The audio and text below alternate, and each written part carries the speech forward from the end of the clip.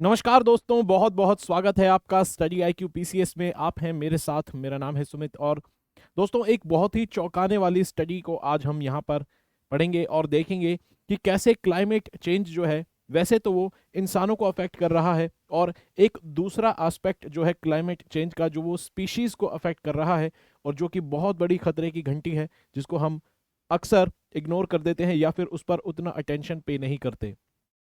हम सोचते हैं अगर छोटे मोटे जो माइक्रोब्स होते हैं, इंसेक्ट्स होते हैं, अगर इन पर क्लाइमेट चेंज अगर असर दिखाएगा तो कोई बहुत बड़ा असर उससे पूरे जो इंसान, जो पूरी ह्यूमन कम्युनिटी है, उस पर नहीं पड़ने वाला है, और ओवरऑल जो अर्थ है उस पर नहीं पड़ने वाला है। लेकिन आप देखेंगे कि कैसे एक छोटा सा, आप यहाँ पर देख सकते हैं कि टर्माइट का जो क्लाइमेट चेंज के वजह से, टर्माइट के अंदर जो इफेक्ट हमें देखने को मिल रहे हैं, क्लाइमेट चेंज के इफेक्ट से टर्माइट यानी कि जो दीमक, आप अच्छे से जानते होंगे दोस्तों, टर्माइट का मतलब हिंदी में दीमक होता है। क्लाइमेट चेंज की वजह से कैसे आप देखेंगे एक दीमक जो है वो पावरफुल अगर हो जाए, अगर दीमक और ज़्यादा फैलने लग जाए, जो कि इस स्टडी में बताया गया है ऐसा बिल्कुल पॉसिबल है, तो कितनी बड़ी वो खतरे की घंटी पूरी अर्थ के लिए हो सकता है, और बाकी स्पीशीज के लिए भी हो सकता है। तो यहाँ पे जानते हैं पूरी न्यूज़ के अंदर। अब इम्पॉर्टेंट बात यह है कि जो दीमक है, जो टर्माइट्स हैं, वो हमारे इकोसिस्टम का एक इम्पॉर्टेंट पार्ट इसलिए है क्योंकि वो जो डेड वुड होती है, यानी कि जो लकड़ी पेड़ की खराब हो जाती है, जो लिविंग वुड नहीं होती है, जब एक लकड़ी मर जाती है, एक पेड़ की मृत्यु हो जाती है, डेड वुड को डिकम्पोज करने का काम जो करता है दीमक करती है। और दीमक डेड वुड को जब कन्वर्ट करती है, जब उसको डिकम्पोज करती है, कन्वर्ट करके उसको सिंपल केमिकल कंपाउंड्स में जब बनाती है, तो वहां पर उसको, उसमें से कार्बन रिलीज होता है और वो एटमॉस्फेयर में जाता है। अब हम इस बात को अच्छे से जानते हैं कि कार्बन जब रिलीज होता है एटमॉस्फेयर में, तो ज़्यादातर चांसेस हम देखते हैं या तो कार्बन मोनोऑक्साइड की फॉर्म में जाता है या कार्बन डाइऑक्साइड की फॉर्म में जाता है। तो कार्बन डाइऑक्साइड की फॉर्म में यहाँ पर कार्बन रिलीज होता है। और कार्बन डाइऑक्साइड, जैसा कि आप जानते हैं दोस्तों, एक ग्रीन हाउस गैस है जो कि अर्थ के एटमॉस्फेयर में जाके अर्थ का टेम्परेचर बढ़ाती है, जिससे ग्लोबल वार्मिंग होती है, यानी कि पूरा अर्थ का जो एटमॉस्फेयर है उसका टेम्परेचर राइज होता है, जिसे एवरेज टेम्परेचर में बढ़त कहते हैं। और उससे जो बर्फीला जो क्षेत्र होता है वहां पर बर्फ पिघलती है, और भी कई प्रकार की समस्याएं हमें क्लाइमेट चेंज से जुड़ी हुई देखने को मिलती हैं।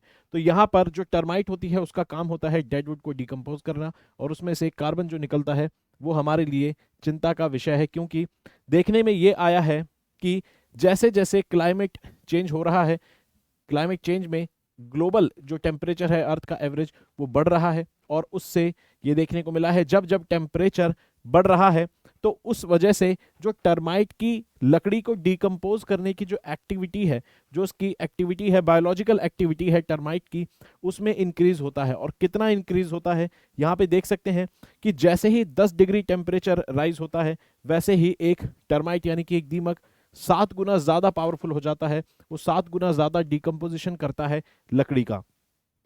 उसके अलावा स्टडी में ये भी पता चला है कि सिर्फ जो एक्टिविटी है टर्माइट की, वो 7 गुना बढ़ना ही एक चिंता का विषय नहीं है।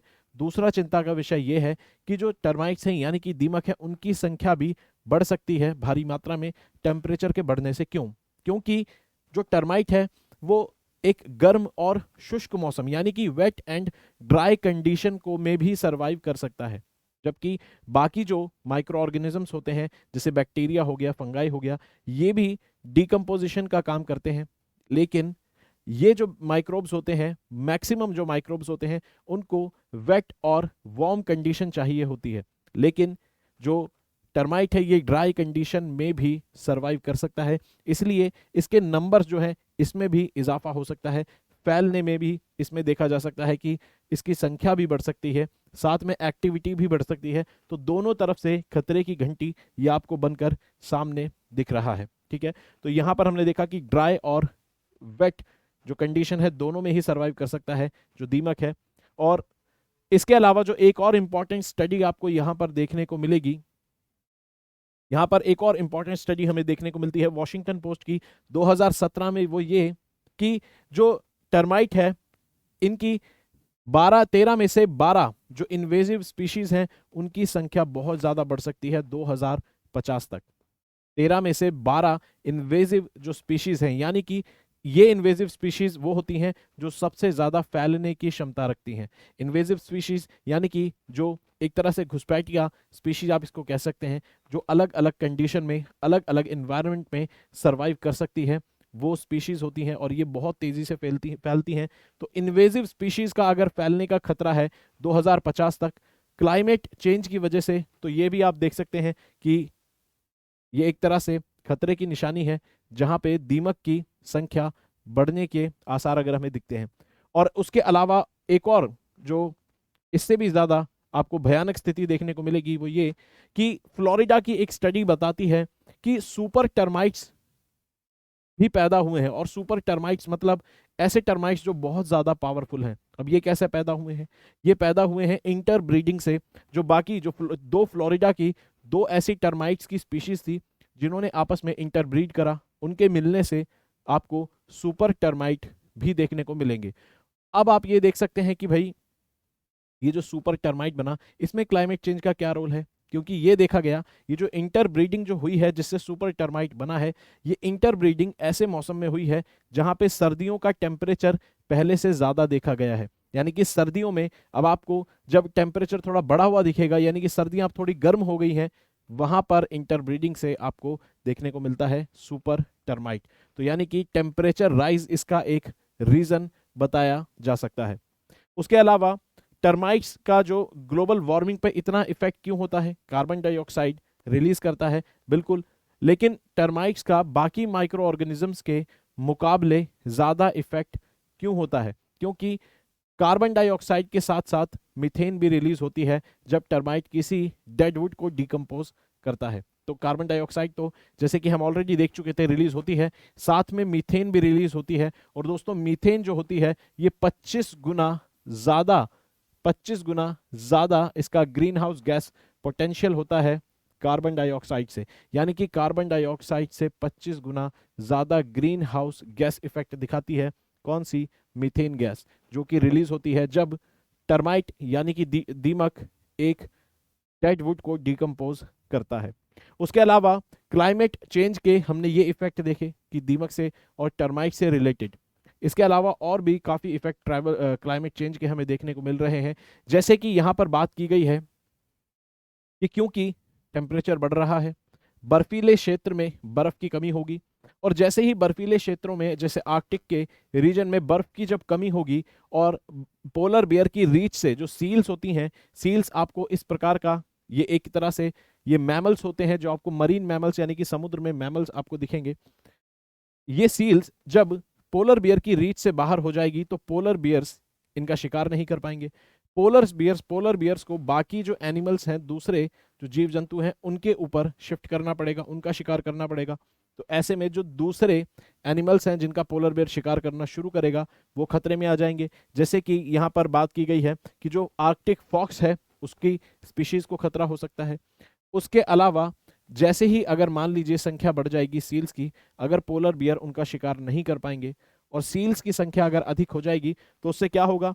वहां पर आप देखेंगे कि सील्स जो है मछलियों को खाती थी, अब होने को क्या होगा? जब सील्स की संख्या बढ़ जाएगी तो मछलियां का शिकार ज्यादा करेंगी सील्स और मछलियों की संख्या कम हो जाएगी।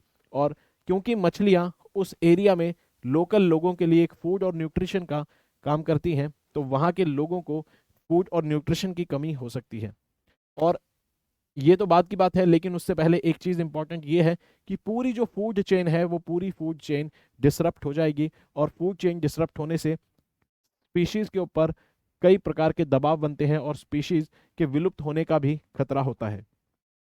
उसी तरह से एक और आपको देखने को मिलेगा, एक और स्टडी है ब्रिटिश आइलैंड पर। यह देखा गया क्योंकि टेम्परेचर बढ़ रहा है, क्योंकि टेम्परेचर, एवरेज टेम्परेचर और ग्लोबल टेम्परेचर बढ़ रहा है, उसकी वजह से ब्रिटिश आइलैंड में ऐसा देखा गया कि कुछ जो फूल हैं, वो कुछ फ्लावर्स हैं, वो 1 महीना पहले ही वो खिल जाते हैं।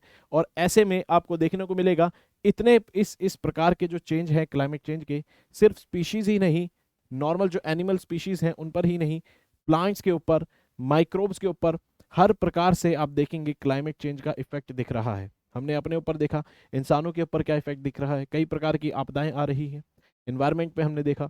उसके अलावा स्पीशीज आप देख सकते हैं, इंसेक्ट्स पर देखा हमने, इंसेक्ट के ऊपर देखा, एनिमल्स पे देखा, अब यहाँ पर पेड़ पौधों पर भी डायरेक्ट इफेक्ट दिख रहा है। और इस प्रकार के जो चेंजेस हैं इससे एक्सपर्ट बोलते हैं कि एंटायर स्पीशीज के ऊपर कोलैप्स होने का खतरा भी इसकी वजह से मंडरा रहा है। तो दोस्तों ये थी पूरी न्यूज़, जिसके अंदर हमने ये देखा कि किस प्रकार से क्लाइमेट चेंज अफेक्ट कर रहा है इंसेक्ट्स को, एनिमल्स को और साथ में प्लांट्स को। तो आप यहाँ पर अगर इस वीडियो को अच्छे से समझते हैं तो एक अच्छा आंसर भी आप लिख सकते हैं। साथ ही में जनरल अवेयरनेस के लिए भी ये एक वीडियो थी। तो अगर आपको वीडियो अच्छी लगी तो आप मुझे डायरेक्ट कनेक्ट करने के लिए इंस्टाग्राम पर फॉलो कर सकते हैं। पीडीएफ के लिए आप मेरे साथ यहाँ जुड़ सकते हैं, साथ ही में मेल आप मुझे कर सकते हैं। तब तक पढ़ते रहेंगे। स्टडी IQ PCS को सब्सक्राइब जरूर करेंगे, वीडियो को लाइक करेंगे, अपना ख्याल रखेंगे। जय हिंद दोस्तों।